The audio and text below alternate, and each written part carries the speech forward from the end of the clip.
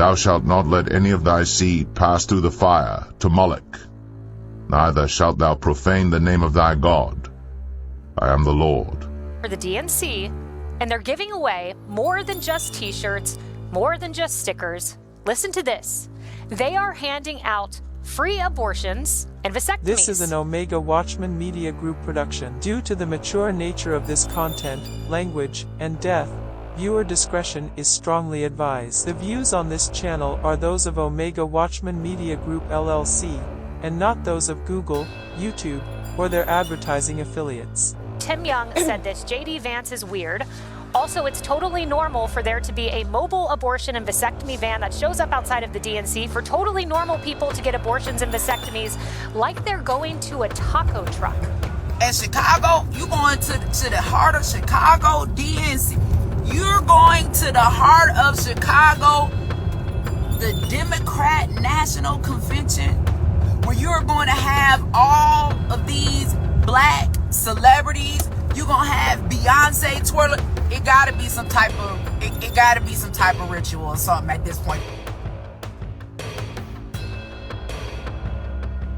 Call me crazy, I don't know, but I can't imagine going to some type of convention for my government and they got a baby killing bus parked outside. Now hold on now. Shit. Listen. Something ain't right. Y'all need to pray. Crazy, I don't know, but I can't imagine going to some type of convention for my government and they got a baby killing bus parked outside.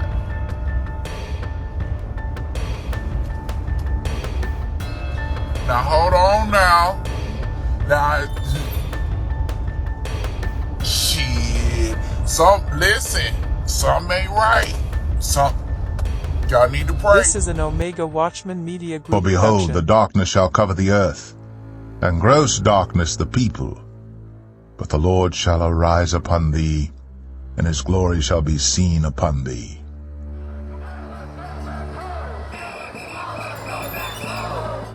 So much for joy. Pro-Hamas radicals erupting right now in the streets of Chicago for the DNC, chanting vile anti-Semitic slurs and terror slogans, and greeting Harris with a new nickname, Killer Kamala.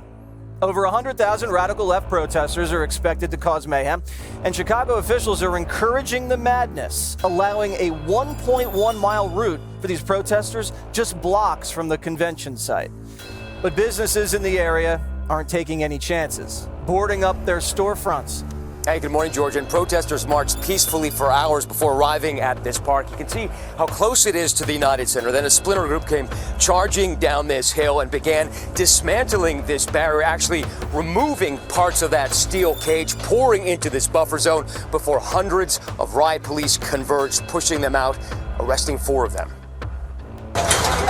This morning, Chicago police bracing for another round of protests. Come on, let's go! After dozens breached the outer perimeter of the DNC late Monday. Right now, you see protesters having broken through this barrier, trying to get into the convention center. They gathered earlier, thousands of them, to condemn the Biden-Harris administration's handling of the Israel-Gaza conflict, the through line of the dozens of protest actions planned here this week. The march wove through Chicago, north of the convention center, where hundreds of officers on bikes formed a rolling barricade, hemming them in.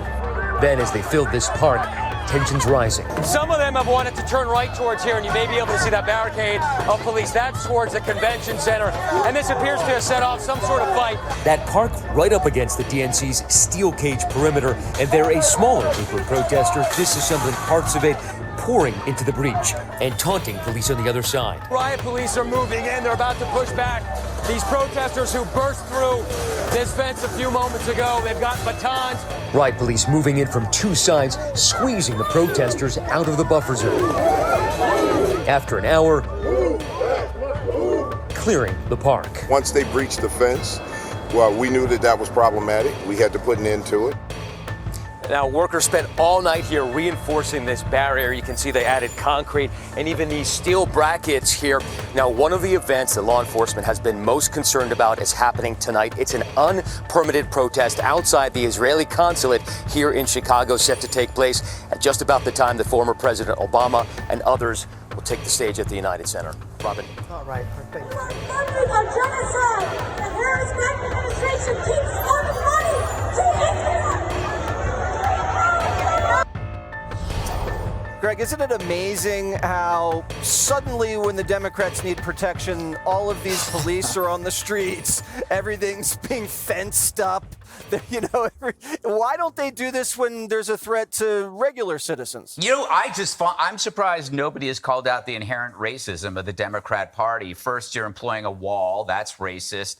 Then you have this heavy presence of police. We know that's racist.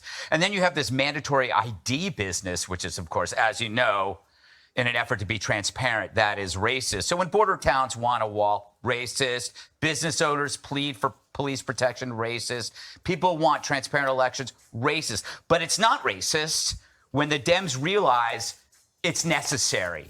It's necessary to protect their power, themselves. It's just like when Cory Bush, was for defunding the police but had private security. This is that times 10. Does anybody tell the Democrats that the police also carry guns and that many of these police officers are white men? Right there are two racist dog whistles, right-wing elements that they're, again, exploiting for their personal behalf.